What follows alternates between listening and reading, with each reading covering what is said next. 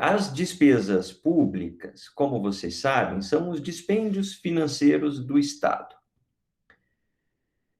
Nós podemos dizer que, do ponto de vista jurídico, esses dispêndios financeiros do Estado sempre receberam, da parte da doutrina, uma importância menor do que aquela que foi conferida para as receitas públicas. Se nós olharmos, por exemplo, um livro que eu recomendei ontem, que é o da Olimar Baleiro, e alguns cursos bastante consagrados, bastante bons de direito financeiro, por exemplo, do professor Regis de Oliveira, nós vamos encontrar algumas afirmações que são muito típicas ao falar desse assunto. De que a despesa pública é um tema essencialmente político. Todo mundo, principalmente se a gente estiver falando com um tributarista, vai ter uma imensa dificuldade de usar a mesma frase para falar dos tributos. Imagine se alguém dissesse que os tributos são temas essencialmente políticos. Imediatamente, algum tributarista diria, bom, mas e os direitos do contribuinte? A verdade é que os tributos, no mais das vezes, boa parte das receitas, são extensamente normatizadas. Não é? Há diversos princípios da tributação, regras de isenção, as imunidades constitucionais, as limitações constitucionais ao poder de tributar. O direito tributário é muito amarrado, tendo em vista a proteção do contribuinte. As despesas públicas, no entanto, sempre se depararam com esse fato. Bom, aí o que o Estado faz com o tributo, isso é um tema político, isso é uma decisão política. É menos sujeito ao direito, não é? Isso tem sua razão de ser, em parte, porque é claro que a forma de alocar os recursos públicos, de decidir quais políticas vão ser financiadas com dinheiro público, depende de uma decisão política. E aí está o sentido da afirmação, né? São, afinal de contas, as autoridades orçamentárias aquelas que vão tomar a decisão sobre a distribuição, a repartição desses recursos. Em quanto nós vamos financiar de saúde, quanto de educação, quanto de transportes, etc. O elemento político está presente nas despesas. Agora, essa afirmação de que as despesas públicas têm um componente essencialmente político não pode ser levada às últimas consequências, a ponto de se dizer que não há qualquer regulação da matéria de dispêndios públicos. Ainda que não seja uma matéria tão extensamente trabalhada quanto a disciplina jurídica dos tributos e outras receitas, há um conjunto importante de normas orçamentárias que dizem respeito aos gastos dos entes públicos. Vamos ver algumas dessas normas, algumas dessas considerações a respeito das despesas públicas, né? A ciência econômica, a ciência da administração, vai oferecer algumas categorias, nem todas elas recepcionadas pelo nosso direito, mas, de qualquer maneira, vale a pena mencionar. Por exemplo, que uma das classificações mais utilizadas das despesas públicas diz respeito às despesas ordinárias e às despesas extraordinárias do Estado. Por que surge essa classificação entre despesa ordinária e despesa extraordinária? Porque era preciso controlar gastos. Olha a pergunta do Renato sobre a Lei Complementar 173. De novo, reaparecendo com outros contornos. Para controlar gastos, o ideal é que haja o financiamento das despesas públicas, que tem caráter permanente, com receitas de caráter permanente. E que os recursos que aparecem no orçamento do Estado, vez ou outra, recursos que nós poderíamos chamar de extraordinários, sirvam para financiar, sobretudo, as despesas igualmente extraordinárias. Que a decisão estatal de aumentar despesas de caráter permanente não seja baseada em recursos que são ocasionais no orçamento, né?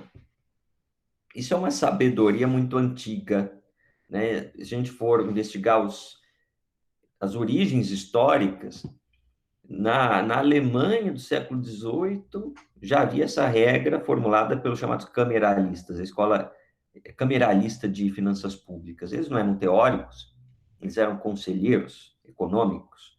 Antes de haver propriamente ciência econômica, eles eram práticos da economia, e eles tinham essas regras, formulavam essas regras, né, de equilíbrio fiscal, como a gente chamaria hoje. Deixa eu só ver o que o Pedro escreveu.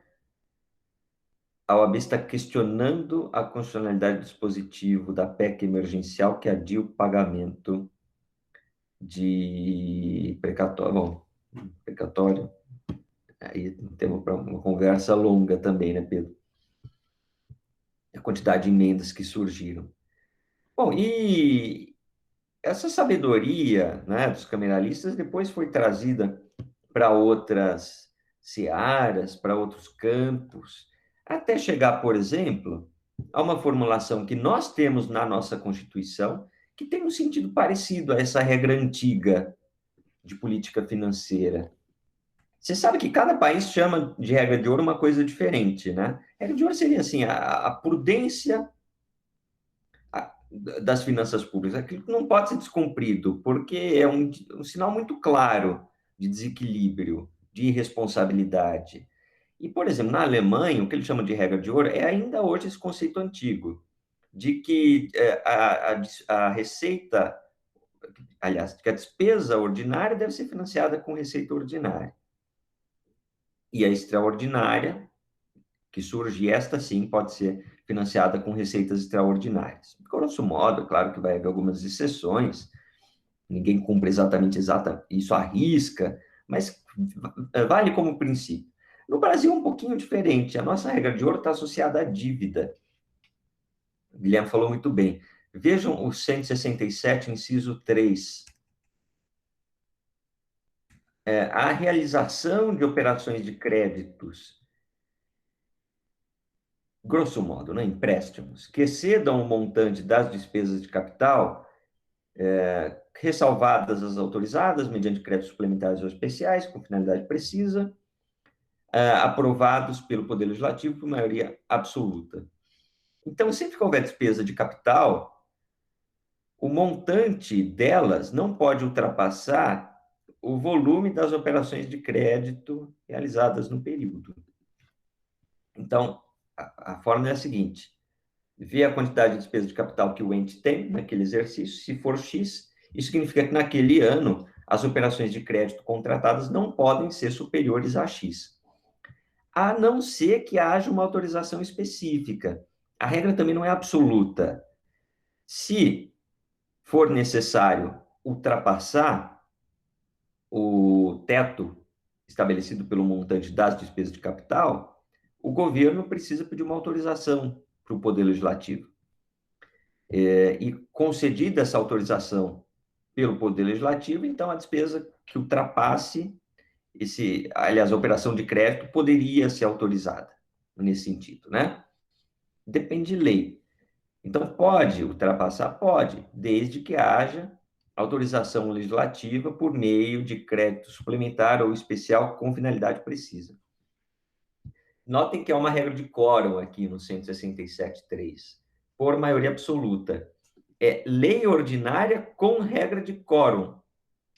Olha que interessante. Isso aqui é mais um tema de processo legislativo, não tanto da nossa aula, mas eu imagino ser uma boa pegadinha numa prova, não é? A gente associa o quórum qualificado à lei complementar, mas nesta hipótese do 163, a gente tem quórum qualificado para a lei ordinária, que são leis especiais, né? O crédito suplementar que autoriza o descumprimento da regra de ouro na Constituição. Bom, isso é um pequeno comentário paralelo a esse tema. A ideia é, bom, se o governo está tomando mais empréstimos do que ele está realizando em despesas de capital, que são basicamente investimentos, a gente já vai falar disso, Isso significa que ele está tomando empréstimo para financiar a despesa corrente, gasto de pessoal, aposentadoria, etc. Tá clara a relação? Né? Se o montante dos empréstimos ultrapassa o da despesa de capital, é porque ele está servindo para pagar despesas que não são de capital. E para isso, só se houver autorização em lei específica. Veja que é uma forma de garantir que o governo não esteja se endividando para comprar o almoço, para comprar a janta, né? Que ele esteja realizando projetos de longo prazo com o dinheiro dos empréstimos.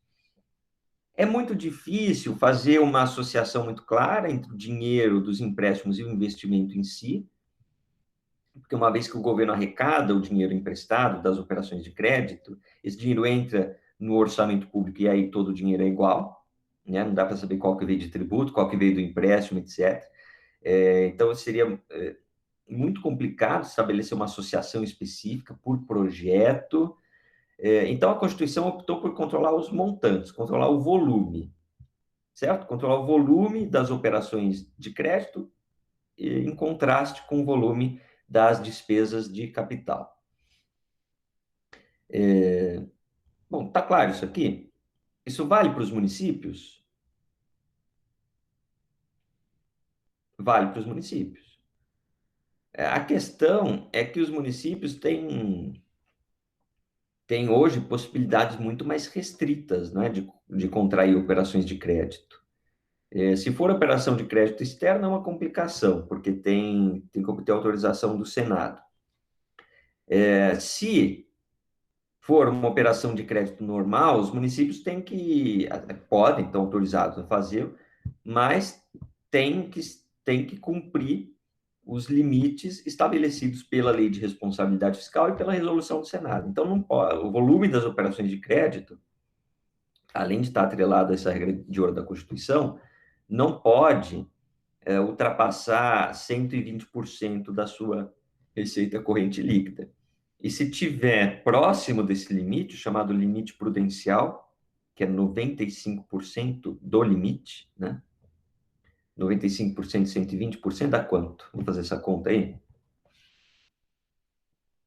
Vou fazer rapidinho. 120. Tá, então se 114%, aí já está no limite prudencial. Aí tem que diminuir. Tudo isso acaba restringindo as possibilidades de que os municípios contraiam operações de crédito. Mas tem município que está distante ainda dessa relação, né? Então, em tese, estão autorizados a realizar contratos de operação de crédito. Esses contratos de operação de crédito devem cumprir também a regra de ouro. Não é só válida para o governo federal, né? É uma regra válida para todos os entes da Federação Brasileira. Então, essa é uma aplicação concreta dessa antiga regra de ouro que eu mencionei, que associava despesa ordinária e receita ordinária.